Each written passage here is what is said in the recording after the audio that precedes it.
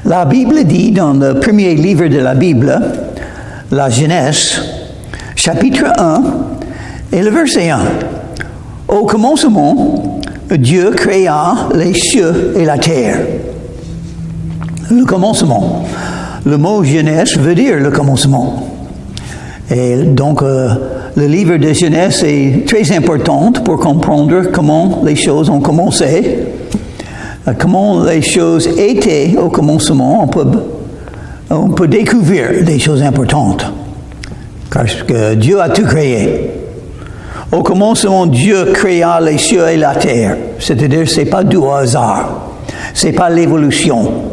C'est Dieu. Avec son intelligence, son dessein, sa puissance, il a tout créé. Il a tout créé. Le ciel et la terre, ça veut dire tout. Tout ce qui existe est venu de Dieu. Même la vie. C'est pourquoi Dieu est appelé l'Éternel. Celui qui vit donne la vie.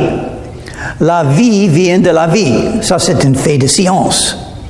On peut étudier tout sur la terre. Chaque endroit où on se trouve la vie, c'est partout. La vie vient de la vie. La vie ne vient jamais du néant. L'évolution n'existe pas. Oui, les animaux peuvent adapter, accoutumer à leur endroit où ils se trouvent, mais leur existence est due à la création de Dieu. Dieu a tout créé.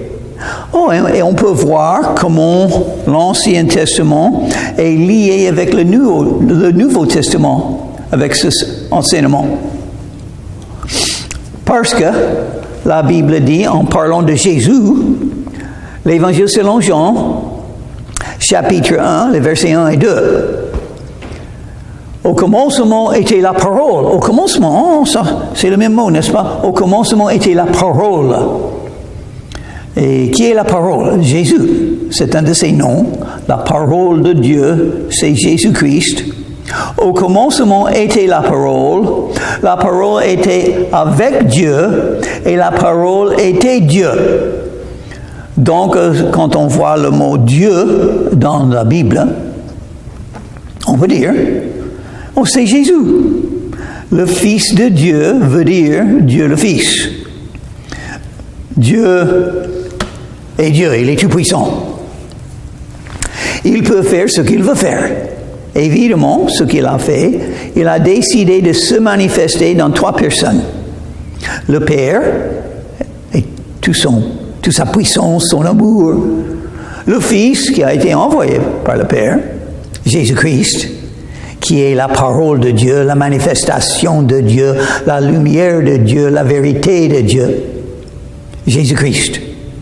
Et le Saint-Esprit qui parle de Jésus, qui manifeste Jésus, qui glorifie Jésus.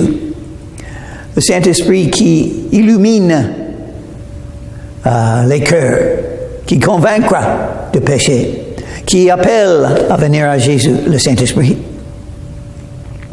Donc, le Père a envoyé le Fils est venu et le Saint-Esprit parle du Fils, manifeste le Fils. L'Évangile selon Jean, chapitre 1 et le verset 1. Au commencement était la parole et la parole était avec Dieu et la parole était Dieu. Toutes choses ont été faites par elle. Par qui? La parole. Jésus est le Créateur. Si vous avez la vie, Dieu vous a créé. Et qu'est-ce que ça veut dire, Dieu a tout créé? Ça veut dire que tout appartient à Dieu.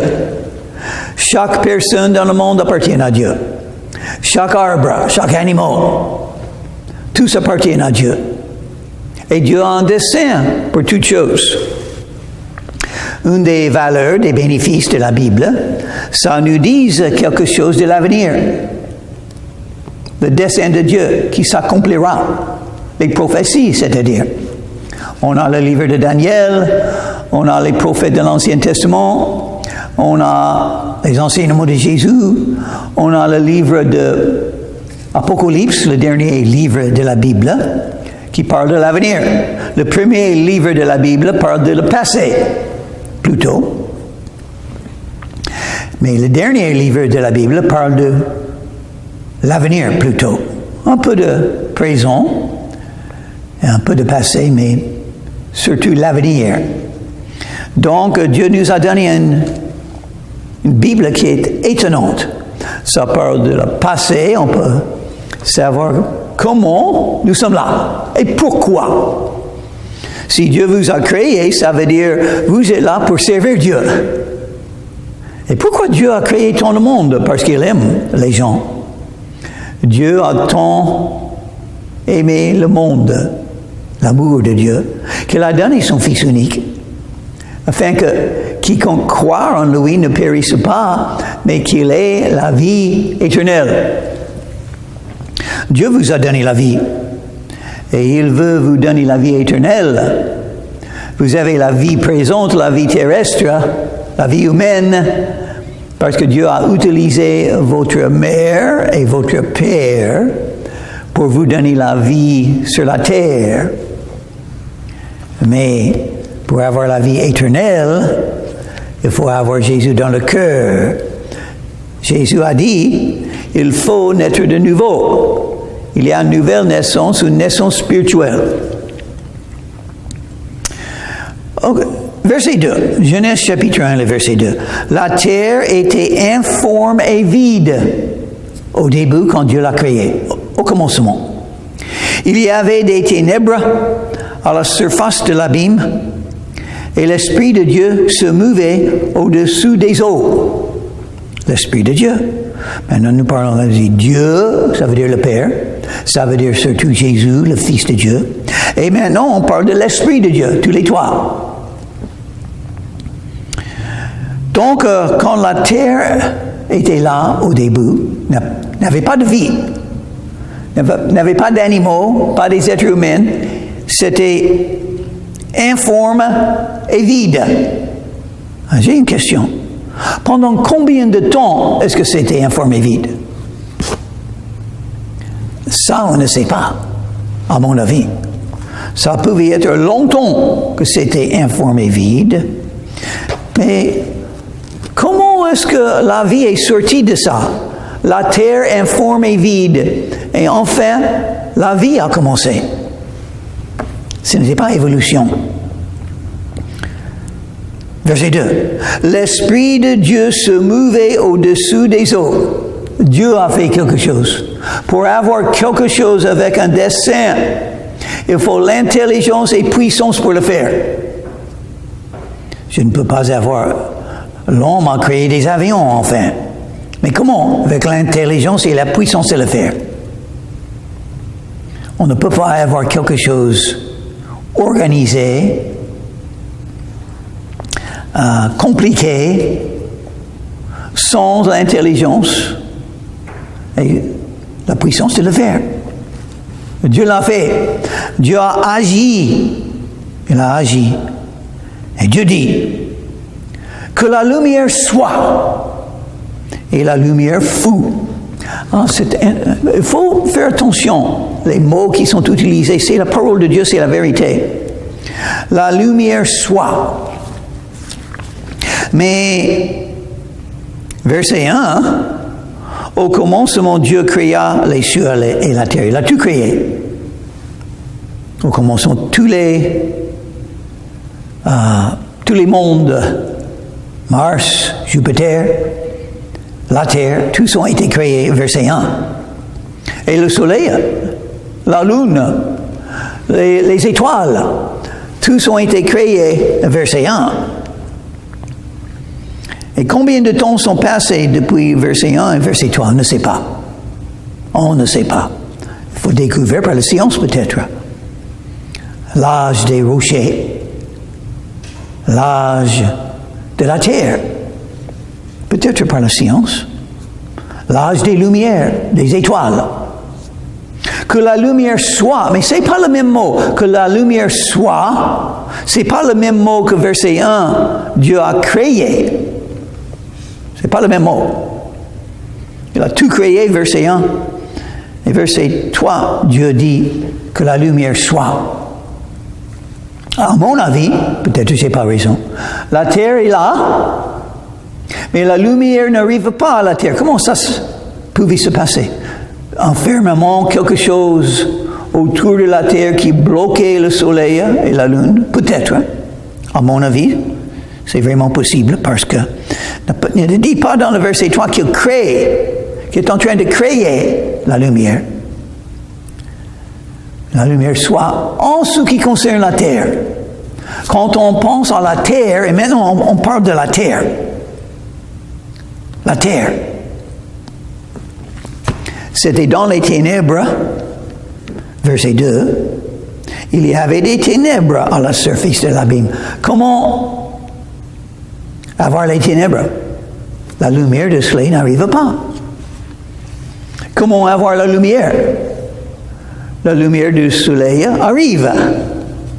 Peut-être quelque chose était en train de bloquer la lumière du soleil pendant ce temps. Des millions d'années, des milliards d'années, peut-être. Dieu vit que la lumière était bonne, donc la lumière arrive sur la terre. Maintenant on a la terre, les eaux, parce que Dieu a déjà créé les eaux, verset 1.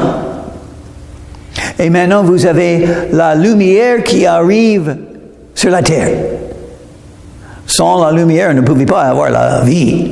Sans la lumière. Intéressant parce que spirituellement, qui est la lumière? Jésus-Christ. Jésus a dit, je suis la lumière du monde. Sans la lumière, vous ne pouvez pas avoir la vie. Dieu vit que la lumière était bonne. Et Dieu sépara la lumière d'avec les ténèbres.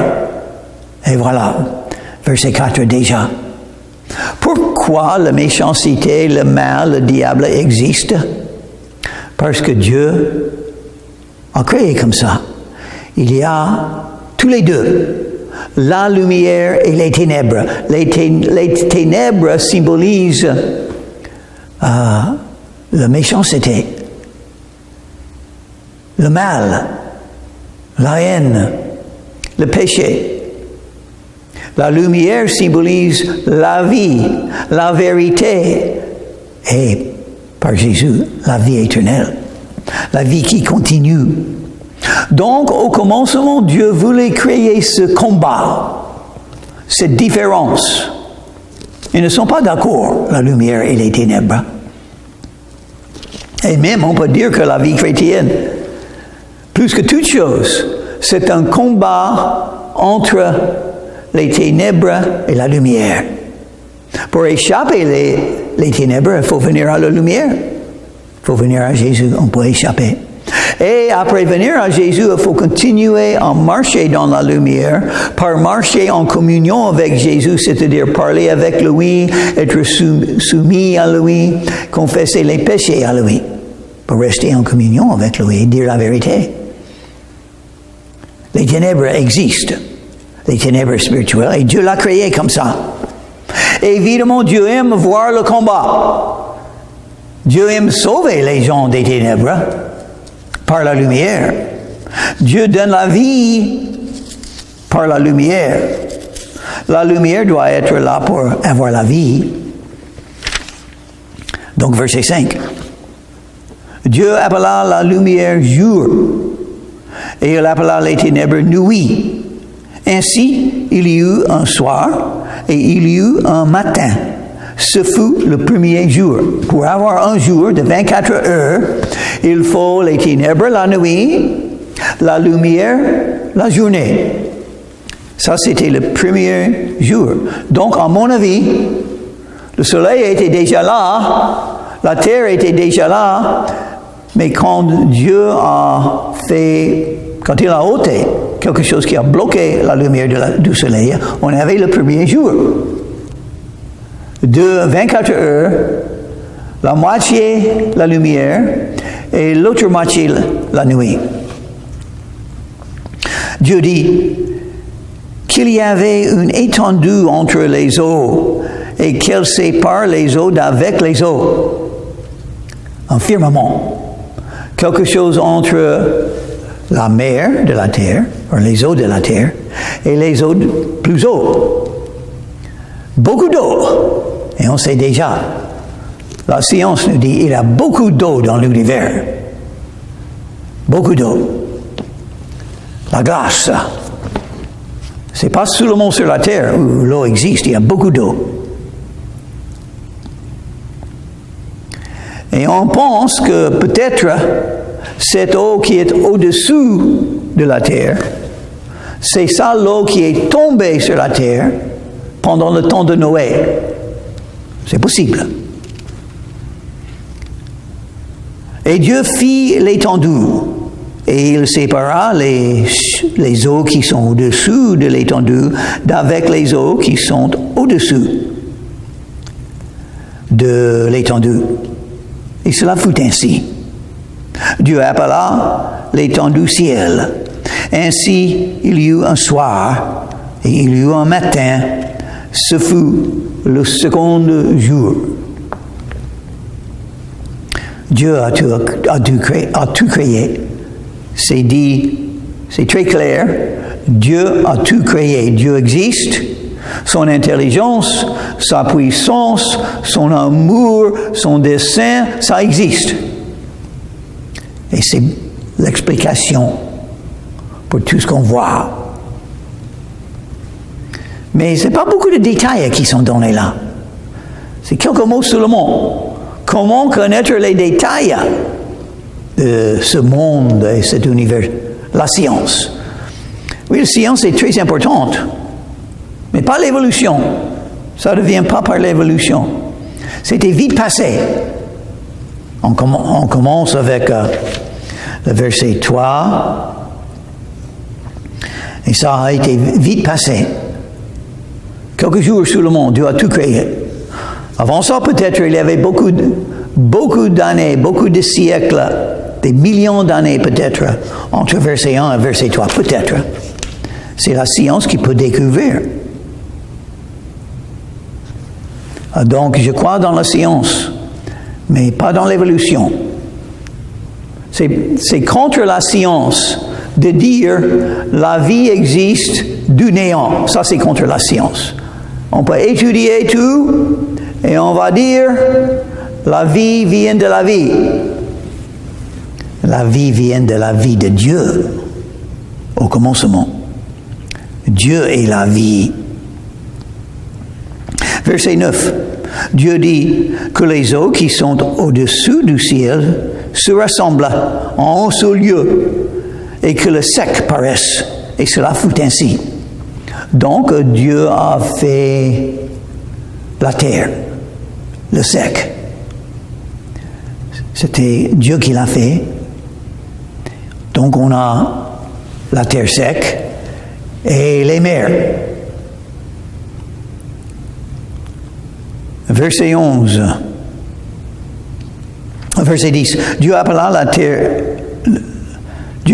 le sec terre et il appela la masse des eaux mer. Dieu vit que cela était bon. Tout ce que Dieu a fait est bon. C'est pourquoi la vie est belle. C'est pourquoi le monde est belle. C'est pourquoi on peut visiter, on peut voyager à tous les pays du monde et on verra la beauté. Parce que Dieu l'a créé et c'est bon. Verset 11. Puis Dieu dit que la terre produise de la verdure, de l'herbe portant de la semence, des arbres fruitiers, donnant du fruit selon leur espèce, et ayant en eux leur semence sur la terre. Et cela fut ainsi. Donc Dieu a créé les arbres, les fleurs, les fruitiers pendant ce jour. La terre produisit de la verdure. Dieu a créé le premier arbre. Par exemple, un figuier, le premier figuier. Ce figuier avait des figues. Et à ce moment-là, tous les autres figuiers sont venus de ce figuier. Mais le premier figuier est venu de Dieu. Et la science, c'est la science. C'est d'accord avec la science pour dire ça. Parce que la vie vient de la vie. La vie ne vient jamais de néant. La vie ne vient jamais de rien. La vie ne vient pas au hasard. C'est un plan, une intelligence qu'il a fait.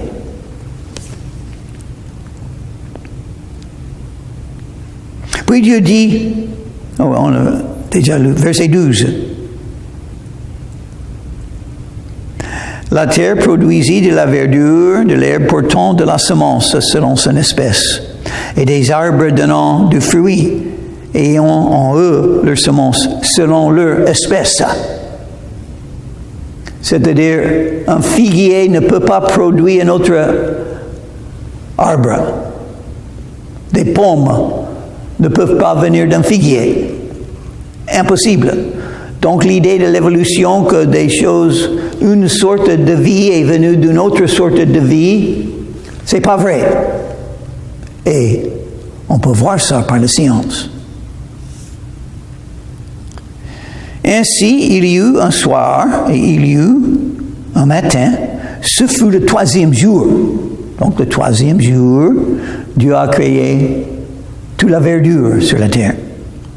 Dieu dit qu'il y ait des luminaires dans l'étendue du ciel pour séparer le jour avec la nuit, que ce soit des signes pour marquer des époques, les jours et les années, et qu'il servait de luminaire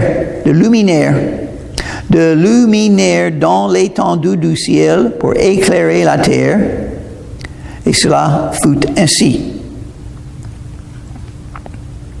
Dieu fit les 2 grands luminaires, le plus grand luminaire pour présider au jour et le plus petit luminaire pour présider à la nuit. Il fit aussi les étoiles.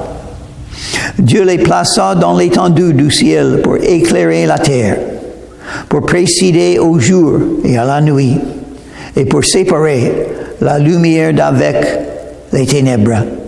Dieu vit que cela était bon. Ainsi, il y eut un soir et il y eut un matin.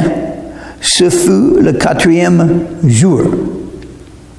Donc, je ne comprends tout ça, mais je sais que c'est vrai. Je ne peux pas l'expliquer. Je ne sais pas. Et donc, tout le monde doit dire ça. Il y a des choses qu'on ne peut pas expliquer. La science ne peut pas tout expliquer. Impossible. Et moi, je ne peux pas tout expliquer. Je ne peux pas tout comprendre. Une chose, l'enseignement de la Bible, le tout vient de Dieu. Et ça veut dire beaucoup de choses importantes. Tout appartient à Dieu. Dieu a un dessein pour toutes choses qu'il a créées. Et il a un dessein pour nos vies. Il nous a donné la vie aussi. Pourquoi? Pour le servir. Verset 20. Dieu dit que les eaux produisent en abondance des animaux vivants et que des oiseaux volent sur la terre vers l'étendue du ciel. Qui a créé les animaux? Dieu. C'était son dessein. Chaque oiseau, chaque poisson, chaque lion, chaque chien ou chat. Dieu a créé. Dieu créa les grands poissons et tous les animaux vivants qui se meuvent et que les eaux produisirent en abondance selon leur espèce. Selon leur espèce. Il créa aussi tout oiseau ailé selon son espèce. Dieu vit que cela était bon. Dieu les bénit en disant, soyez fécondes, multipliez et remplissez les eaux des mers, et que les oiseaux multiplient sur la terre. C'est intéressant quand on pense à ce qu'on vient de lire. Quand Dieu a tout créé, il a créé le premier oiseau de chaque espèce. le premier poisson de chaque espèce, et puis les animaux ont fait tout le reste. Et on verra la même chose avec les êtres humains. Ça, c'est le premier livre de la Bible, le commencement. Dieu a créé, il a construit, il n'a rien détruit, il a créé. Ça, c'est la volonté de Dieu pour nous. Créer quelque chose, construire des choses, améliorer les choses. Ça, c'est la volonté de Dieu pour vous. Vous avez la capacité de créer parce que vous êtes fait dans l'image de Dieu. Qu'est-ce que Dieu veut que vous puissiez créer dans votre vie? Il vous a donné les dons, les capacités, les portes ouvertes, les opportunités. C'est pour vous de découvrir ce que Dieu veut que vous fassiez. Et aussi, nous sommes là pour garder la terre et les animaux, pour les aider. Dieu a tout créé, et on verra, le dernier qu'il a créé, c'est l'homme. Et nous sommes là pour servir Dieu et pour s'occuper de la terre qu'il a créée et les animaux qu'il a créés. Vous pouvez aider les animaux, vous pouvez aimer, et en faisant cela, vous êtes en train de servir Dieu, d'aider Dieu. Ça veut dire que Dieu aime utiliser les êtres humains pour s'occuper de la terre et du monde qu'il a créé et des animaux qu'il a créés. Dieu les bénit en disant, soyez féconds, multipliez, remplissez les eaux des mers et que les oiseaux multiplient sur la terre. Ainsi, il y eut un soir et il y eut un matin, ce fut le 5e jour. Encore un jour. Dieu a tout créé dans 6 jours et le 7e jour, il n'a rien fait. Il s'est reposé. Ça nous dit un grand enseignement aussi. Après les œuvres, il y a un moment de repos. Jésus est notre repos parce qu'il est notre paix. On cesse de faire les œuvres pour plaire à Dieu et on vient à Jésus pour se reposer en lui et trouver la paix en Jésus-Christ, le prince de la paix. C'est intéressant, le livre de Genèse parle du commencement. Dieu a créé, il a construit, il a accompli le premier livre de la Bible. Le dernier livre de la Bible, le jugement vient. Beaucoup sera détruit. Et même Dieu va refaire la terre et le ciel, la Bible dit. Qu'est-ce que c'était le problème avec la terre? Les êtres humains ont corrompu. Les êtres humains ont détruit. Les êtres humains, au lieu d'être comme Dieu et construire et battre et accomplir, les êtres humains sont venus des hommes de violence, de haine. Ils détruisent souvent la vie des autres par plusieurs moyens, les meurtriers, les mauvais exemples, les mensonges, séduisant. Donc, Jésus revient pour juger. Dieu a tout créé, il a donné aux êtres humains. Et les êtres humains ont failli. Se sont éloignés de Dieu, lieu de sauver. Mais Dieu est miséricordieux, compatissant. Il aime ce qu'il a créé. Et il veut donner la vie éternelle.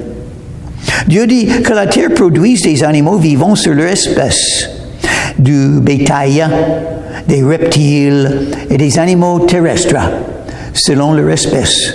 Et cela fut ainsi.